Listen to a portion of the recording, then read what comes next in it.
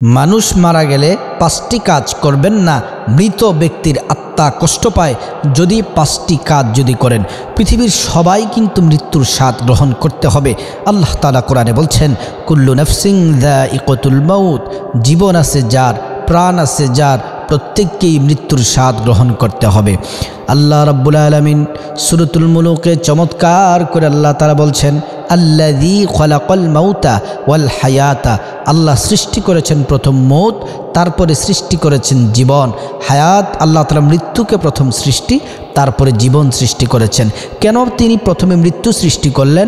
আল্লাহ তাআলা বলছেন, যার জীবন আছে তার মৃত্যু সুনিশ্চিত, মৃত্যুবরণ করতেই হবে। আল্লাহ রাব্বুল আলামিন স্বয়ং নবীজি সাল্লাল্লাহু আলাইহি ওয়াসাল্লামকে আল্লাহ তাআলা বলছেন, ইন্নাকা মাইয়িতু ওয়া ইন্নাহুম মাইয়িতুন। ওগো আমার হাবিব ও আমার দোস্ত, পৃথিবীতে যত নবী রাসূল এসেছে সবাই মৃত্যুর স্বাদ গ্রহণ করেছে, আপনাকেও মৃত্যুর স্বাদ গ্রহণ করতে হবে। প্রিয় নবীও থাকেন নাই, আদম আলাইহিস সালাম, কোনো নবী রাসূল থাকেন নাই, সবাই চলে গেছেন কবরের জিন্দেগিতে। আমাদেরকেও যেতে হবে কবরের জিন্দেগিতে।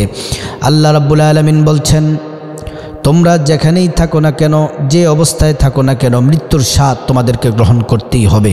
আল্লাহ তাআলা অন্য আয়াতে বলছেন, ওয়ামা তাদরি নাফসুম বিআইয়াদিন তামুত, কোনো না কোনোভাবেই তোমাদের মৃত্যুর স্বাদ গ্রহণ করতে হবে।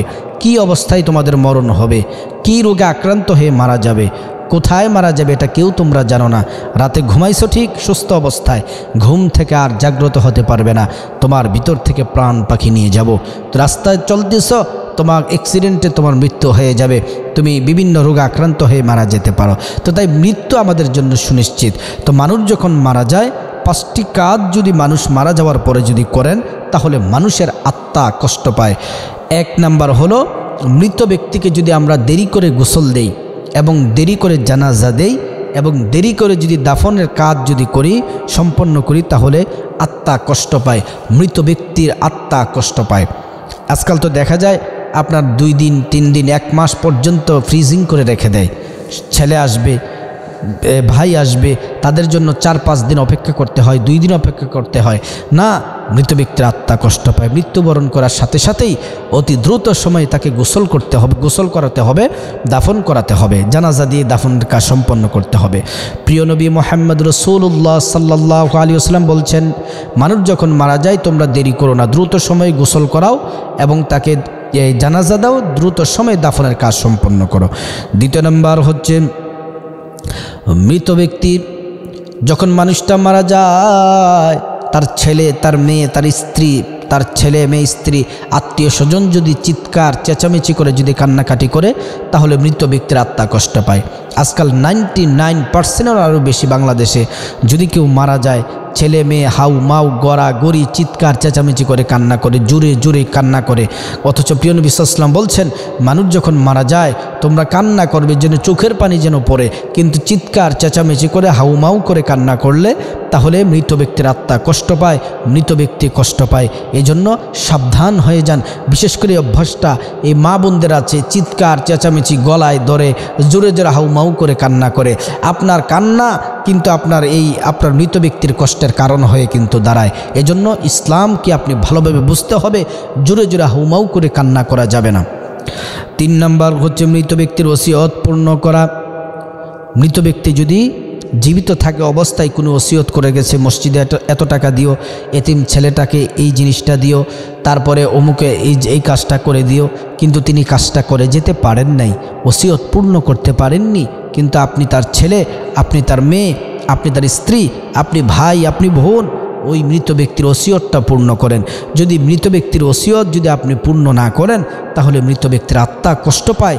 সে কষ্ট পায়, দেখো এত সম্পদ, এত টাকা পয়সা তাদের জন্য রেখে আসলাম, ছেলেমেয়ের জন্য এত কষ্ট করলাম, এতটা ত্যাগ স্বীকার করলাম, কিন্তু আমি কয়েকটা ওসিয়ত করে আসলাম, আজকে আমার সম্পদ ভোগ করে, টাকা পয়সা ভোগ করে, সব কিছু আমার করা, আমার গড়া, কিন্তু আজকে আমি কবরে চলে আসলাম, কিন্তু তারা আমার ওসিয়তগুলো পূর্ণ করলো না। মৃত ব্যক্তির আত্মা কিন্তু কষ্ট পায়।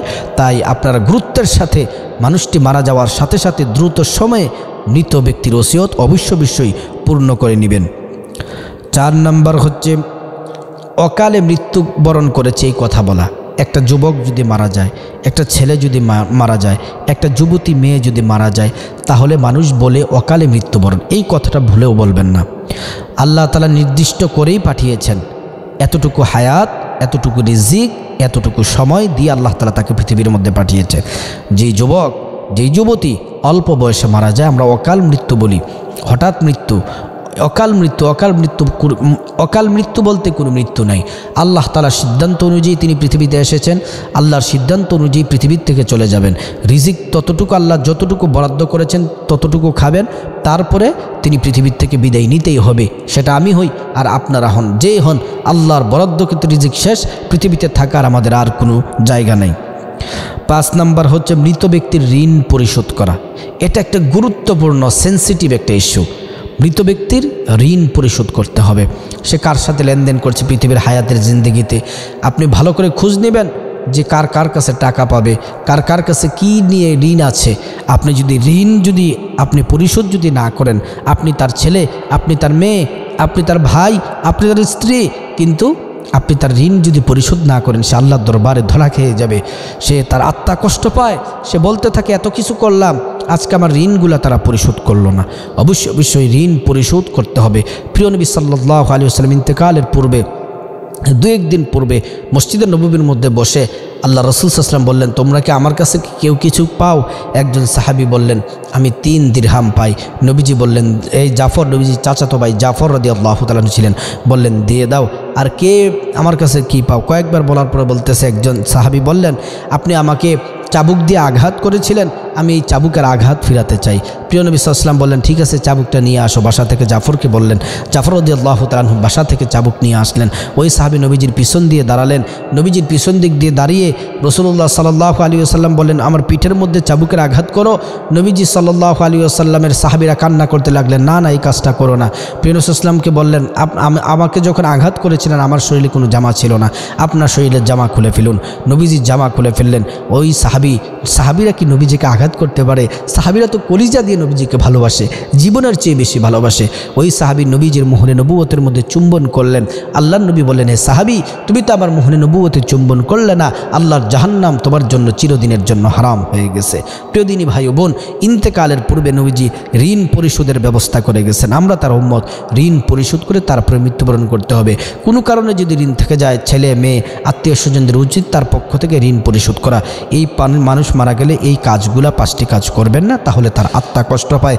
আল্লাহ পাক আমাদেরকে ঈমানের সাথে জান্নাতি মৃত্যু দান করুক। মনি